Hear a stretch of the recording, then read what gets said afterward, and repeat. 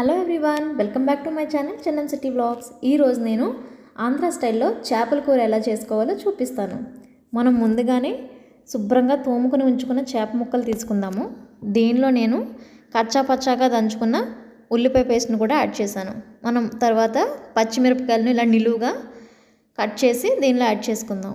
ఇప్పుడు 1 table spoon వరకు పసుపు కూడా యాడ్ చేసుకున్నాను. తర్వాత కారం ఒక 4 స్పూన్ల వరకు పడుతుందండి, ఎందుకంటే చేపల కూరలో కారం ఎక్కువే ఉంటుంది. ఇప్పుడు నేను ఇందులో ఉప్పు కళ్ళు తీసుకుంటున్నాను. ఇప్పుడు మసాలా వచ్చి నేను ధనియాలు, వెల్లుల్లిపాయ, జీలకర్ర మిక్సీ వేసుకున్నాను. ఇప్పుడు నేను దీనిలో ముందుగానే నానబెట్టి ఉంచుకున్న చింతపండు పులుసు కూడా వేసుకుంటున్నాను. ఇది మనం కొంచెం చిక్కగానే కలుపుకొని వేసుకుందాము. ఇప్పుడు దీనిలో వాటర్ 1 గ్లాస్ వరకు వేస్తున్నాను. వాటర్ అయితే అసలు ఎక్కువ యాడ్ చేసుకోకూడదు. వాటర్ ఎక్కువ యాడ్ చేసుకుంటే మనకి పులుసు అన్నది చిక్కగా ఉండదండి.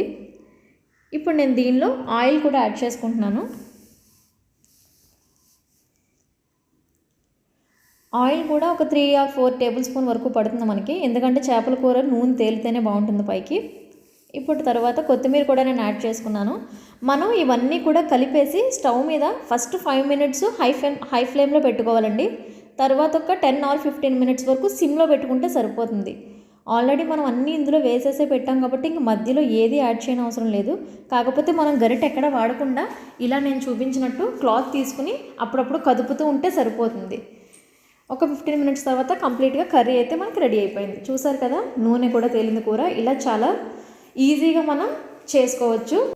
మీరు కనుక నేను చెప్పిన ఈ రెసిపీని ఫాలో అయితే కనుక ఫస్ట్ టైం చేసేవాళ్ళు కూడా చాలా పర్ఫెక్ట్గా ఫిష్ కర్రీ అనేది చేసుకోవచ్చండి.